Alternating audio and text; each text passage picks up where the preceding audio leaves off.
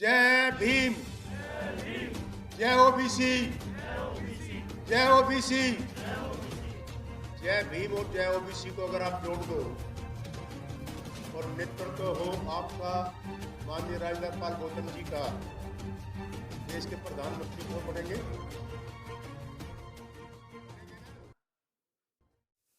जय भीम, जय ओबीसी, जय ओबीसी, जय भीम और जय ओबीसी को अगर आप जोड़ दो और नेतृत्व हो आपका माननीय राजेंद्र पाल गौतम जी का, तो देश के प्रधानमंत्री कौन बनेंगे?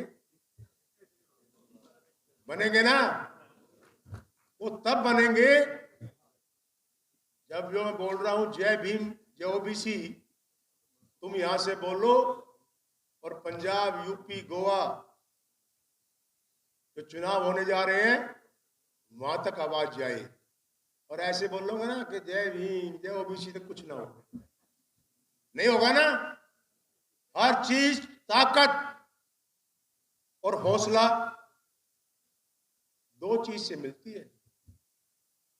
ताकत आप में है, हिम्मत आप में है, और हौसला करके जीतना है आप लोगों ने। जीतोगे ना? नहीं, ऐसे बात नहीं बनेगी। ऐसे तो मैं भाषण भी नहीं दे पाऊंगा। तुम्हारा जोश, तभी तो हम आगे बढ़ेंगे। जिंदाबाद, जय भीम ओबीसी एकता, जय भीम ओबीसी एकता, जय भीम ओबीसी एकता, जय भीम ओबीसी एकता। श्री अरविंद केजरीवाल, श्री अरविंद केजरीवाल, श्री अरविंद केजरीवाल। हमारा प्रधानमंत्री कैसा हो?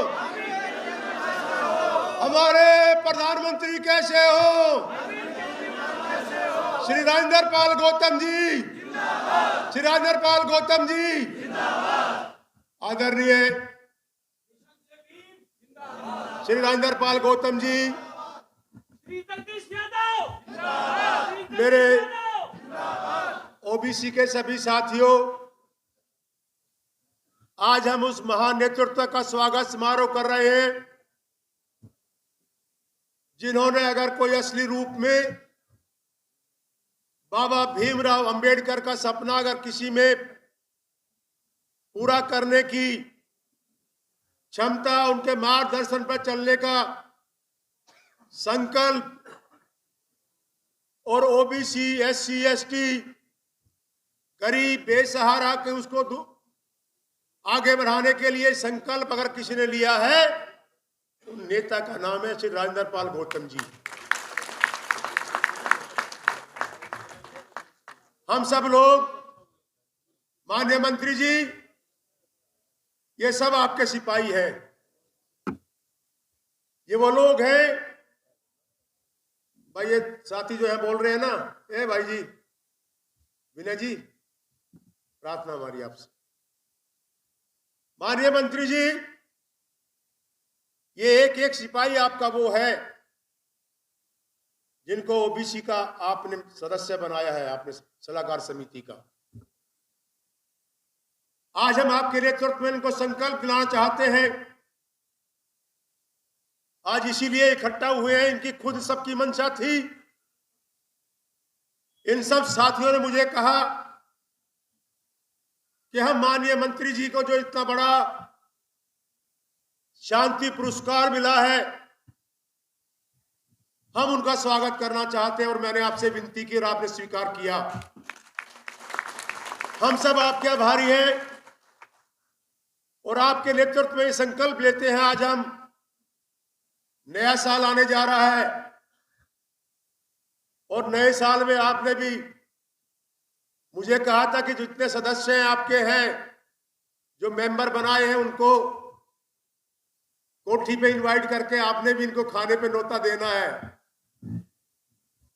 लेकिन ये सब साथी आपके नेतृत्व में आज नए साल जब आप बुलाएंगे, संकल्प लेना चाहते हैं कि आने वाले समय में जो भी लड़ाई आप अकेले लड़ रहे थे।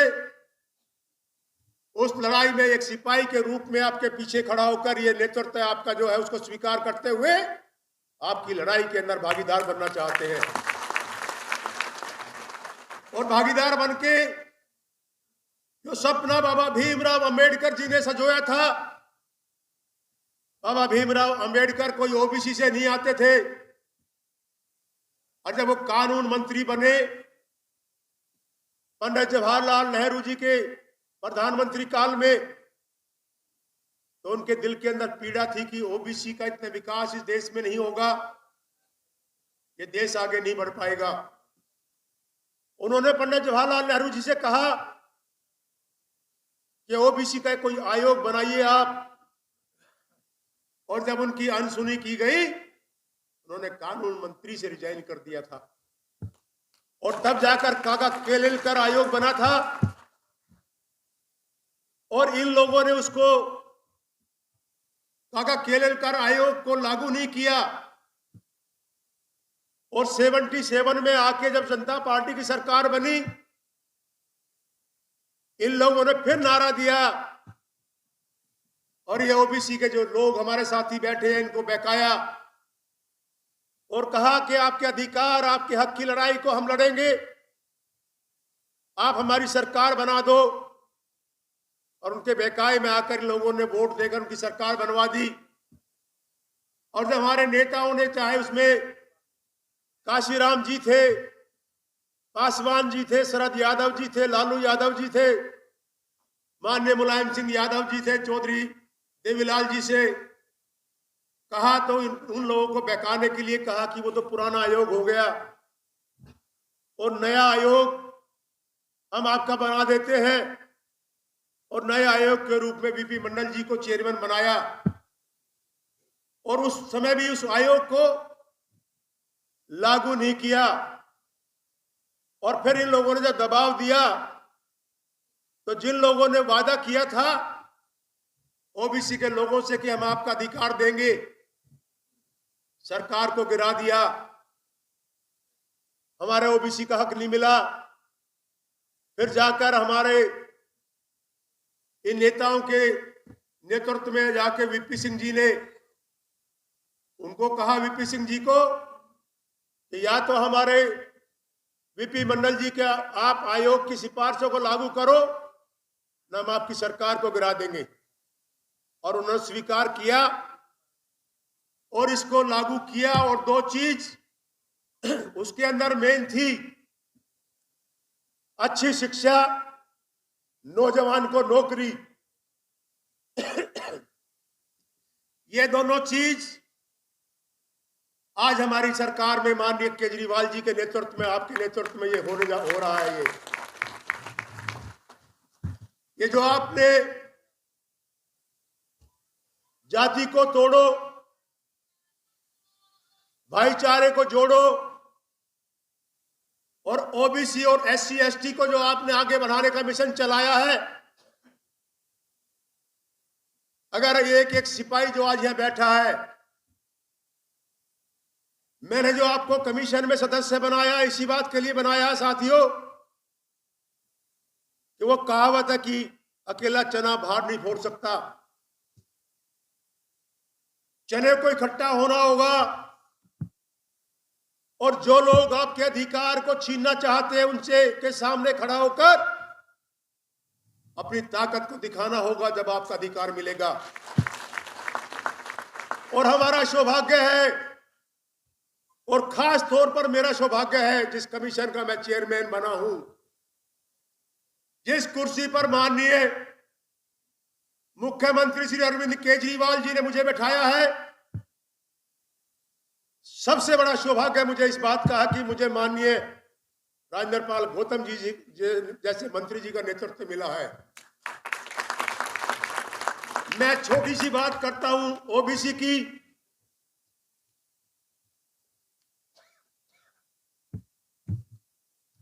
माननीय मंत्री जी के दिल में एससी एसटी की इतनी पीड़ा है कि वो 2 कदम आगे बढ़ के उनके अधिकार को देने की बात करते हैं। साथियों, आज देश के कोई हालात अच्छे नहीं है। आज अगर सबसे बड़ी मार कोई पड़ने जा रही है तो वो ओबीसी के साथियों पर, ओबीसी की जो हमारी जमात है उस पर पड़ने जा रही है। जो SC ST के जो लोग हैं हमारे, उनके हक को छीनने की बात हो रही है। आज जब वोट की बात आती है, आपको मंडल से कमंडल में लेके चले जाते हैं। कहीं राम मंदिर के नाम से आपको बहकाते हैं। आप कोई नास्तिक नहीं है, भगवान को सब मानते हैं। कोई अल्लाह को मानता है, कोई चर्च में जाता है, कोई मंदिर में जाता है, भगवान को सब मानते हैं। लेकिन भगवान के नाम से वोट मांगना, मैं इस बात के विरुद्ध हूं। अगर आपको वोट चाहिए, जिस तरह से हमारे नेता श्री केजरीवाल जी ने कहा था दिल्ली के चुनाव में कि अगर मैंने दिल्ली में काम किया है तो मुझे वोट दे देना, ना मुझे वोट मत देना, और दिल्ली की जनता ने उनको सर माथे पर बैठाकर तीसरी बार इस दिल्ली का मुख्यमंत्री बनाया। मैं कहना चाहूंगा इस मंच से, और आप सबसे भी कह रहा हूं, आज बात को प्रार्थना कर रहा हूं आपसे भी कि आपको गली गली जाकर आपको इसीलिए सदस्य बनाया ओबीसी का। ओबीसी के अधिकारों की बात करनी है, SC और ST की बात करनी है। और जो ये लोग हिंदू, मुस्लिम, सिख, ईसाई को आपस में लड़ाकर वोट हासिल करना चाहते हैं, इनके मिशन को फेल करना है, तब जाकर ये देश बचेगा। नहीं तो ये देश दोबारा से गुलामी की तरफ जा रहा है। जो अच्छी अच्छी यूनिट इस देश की है, कमाऊ यूनिट, सबको बारी बारी बेचा जा रहा है। ये देश अगर कहीं किसी के हाथ में सुरक्षित है, उस नेता का नाम है श्री अरविंद केजरीवाल जी है। उस नेता का नाम जो हमारा नेतृत्व कर रहे हैं, जो उनके सिपाही के रूप में एक मंत्री दिल्ली सरकार में है, जो जय भीम ओबीसी का जो नारा लेके चले हैं। अगर आप ओबीसी और SC ST को मिलाएं तो आपको पता है कितनी संख्या बनती है? 80% बनती है। और वो ताकत, आप में इतनी बड़ी ताकत है कि आप जिसको चाहे कुर्सी पे बैठा दे, जिसको चाहे कुर्सी से उतार दे।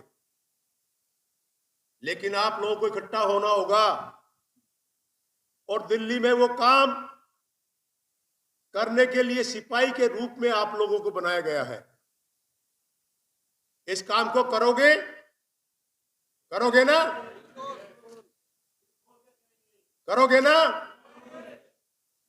आपके अधिकार पे चोट होने जा रही है। JNU के अंदर एक प्रिंसिपल इसलिए वहां सीटें खाली छोड़ देता है ओबीसी की, और कहता है कि ओबीसी के अंदर योग्य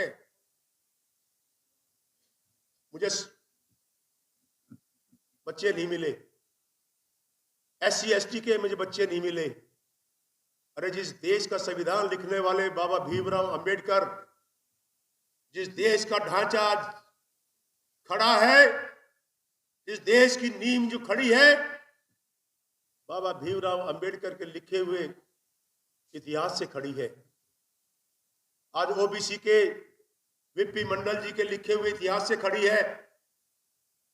ओबीसी के एक एक लोगों की वोट से खड़ी है। तो मैं आज आपको यही कहना चाहूंगा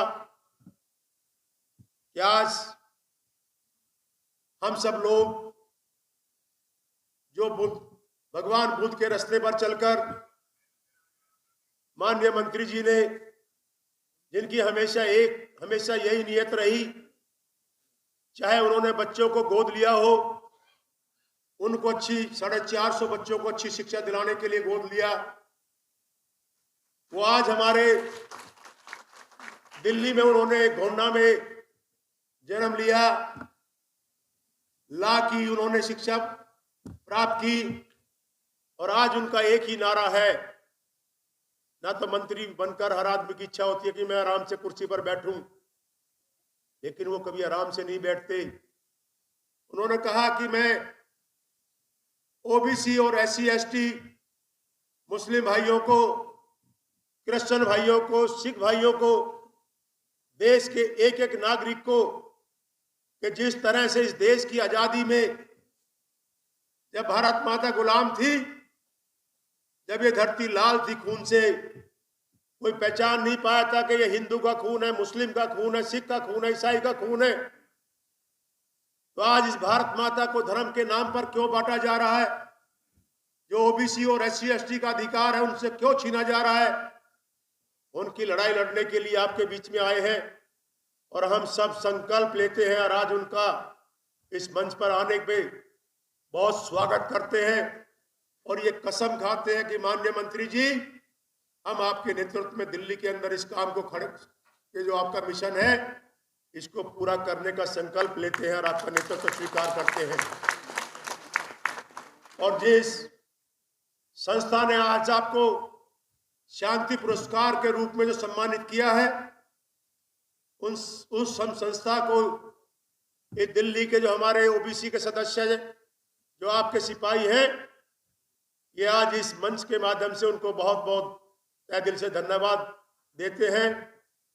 और आपके नेतृत्व में जो आपका ये जाति तोड़ो और जय भीम और ओबीसी को जोड़ो, इस आपके सपने को हम पूरा करने के लिए आज यहाँ इस मंच पर हम कॉन्स्टिट्यूशन क्लब के अंदर एक संकल्प लेकर आपके मिशन को आगे बढ़ाते हुए आपके सिपाही के रूप में काम करेंगे। जय हिंद, जय भारत।